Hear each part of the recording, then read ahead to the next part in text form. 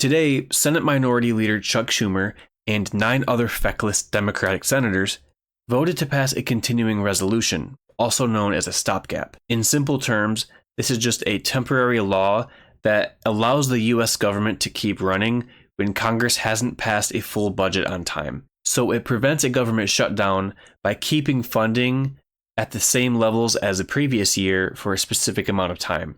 However, this spending bill is terrible for so many reasons.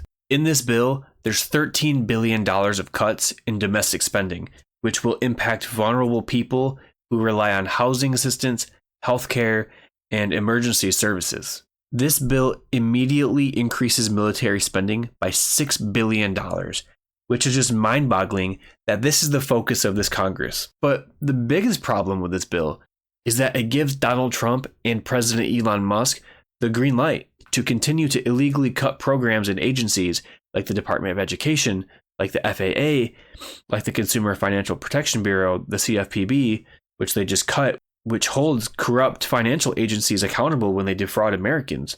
And they're about to cut other essential government agencies that keep our social safety net afloat. So that's a simplified explanation of what this bill is going to do. The big picture problem here is that Democrats had a chance to use a very rare moment of leverage in Congress to fight against Trump's administration, to fight against his authoritarian agenda.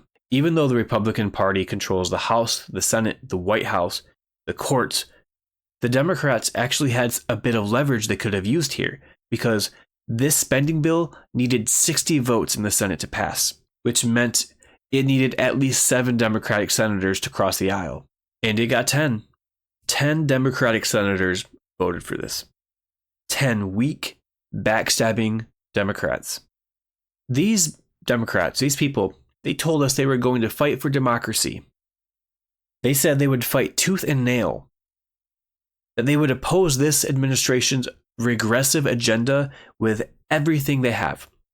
Today we learned they were lying. These 10 Democrats cared more about appeasing their corporate donors by passing this conservative spending bill than they did about the bigger issue, which is stopping this administration's outright illegal slashing of our social safety net and the illegal firing of hundreds of thousands of federal workers. So like I said, this bill increases defense spending by $6 billion while cutting our social safety net by $13 billion. But it grants Trump control over spending decisions. It doesn't push back an inch on his and President Musk's illegal slashing of government agencies and programs and agencies that help the poor, the working poor, and the middle class. So these were the terrible things about the bill. But it avoided a government shutdown. The bigger picture is way more important than a shutdown. A shutdown that most Americans would blame on the Republican Party anyway if it were to happen. The bigger issue is that all of the Democrats in the House voted no on this.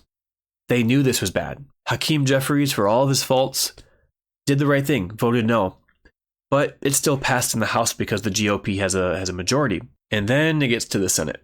The Democratic voters, all of the elected officials, their constituents, asked them to vote no. Everyone was on board with opposing this administration's disastrous agenda. All of the House Democrats voted no, and surprisingly, Hakeem Jeffries, with all of his flaws right now, got the House Democrats to vote no, even though it still passed. It was the right thing to do. But Chuck Schumer, the leader of the Democrats in the Senate, was able to recruit 9 other Democratic senators, and they should all resign. He is not fit to lead an opposition party of a wannabe dictator. He's just not the guy for the job. He needs to step aside. Taking a step back, though, this moment is historical. What happened today in the United States Senate is going to ignite a political movement that is badly needed. A new wave of Democratic leadership will come out of this. A bold, progressive wave of new leadership in this party is ready to launch. The ground is fertile. The ground is fertile for a true left-wing movement in American politics. We saw an attempt with this in around 2017 with the Justice Democrats, and ultimately it didn't gain enough momentum to stay super relevant.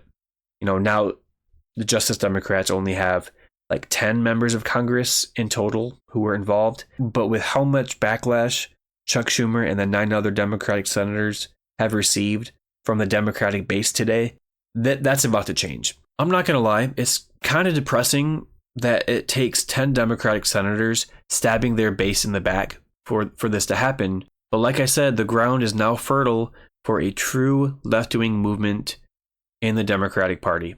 Because Democratic voters are just fed up with weak, tail tucked between the legs leadership. They're sick of it. Let's see what Bernie Sanders is saying about this. I just voted no on this terrible continuing resolution written by right-wing Republicans in the House with no input from anybody but themselves. This bill moves our country toward authoritarianism by usurping Congress's constitutional responsibility to determine how federal funds are spent, and creates at the same time a slush fund for Elon Musk and Donald Trump to continue their war against the working families of our country.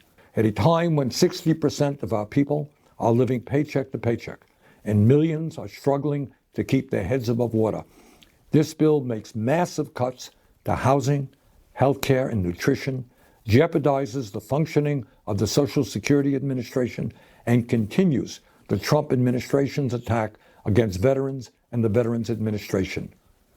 This bill will make the rich richer and the poor poorer.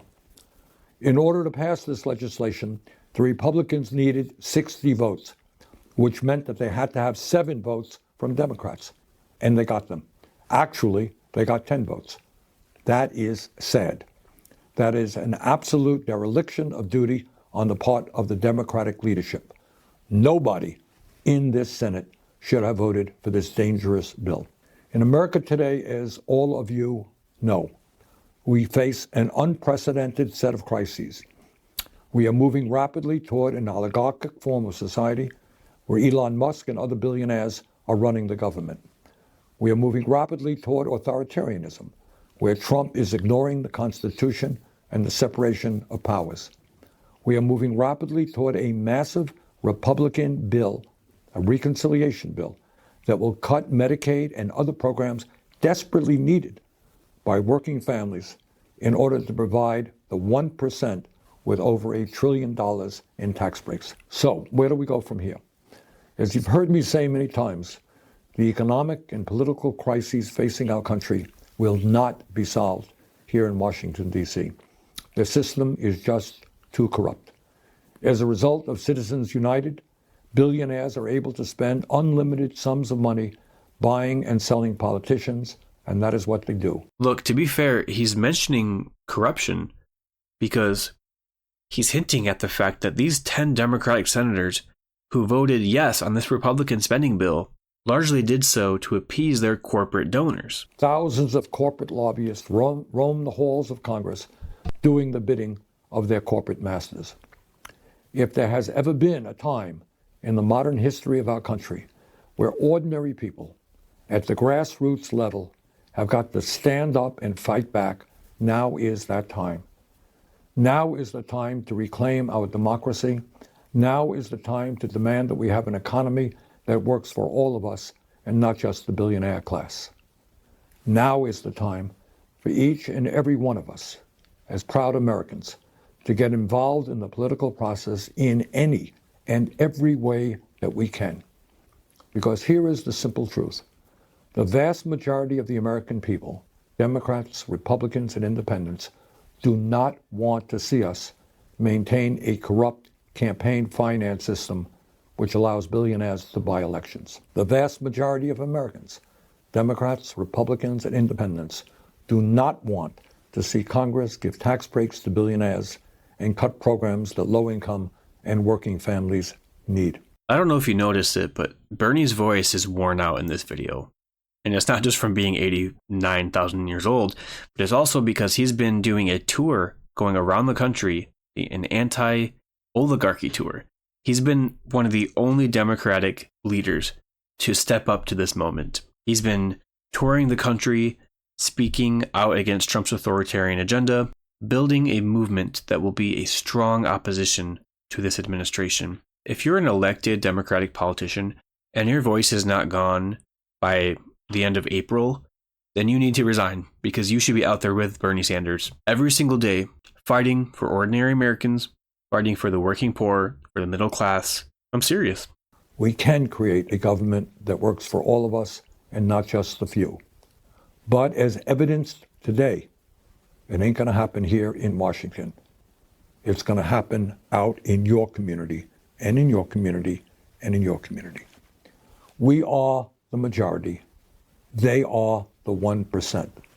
The vast majority of the people are with us. Bernie is, like I said, one of the only Democratic members of Congress who is truly meeting this moment right now.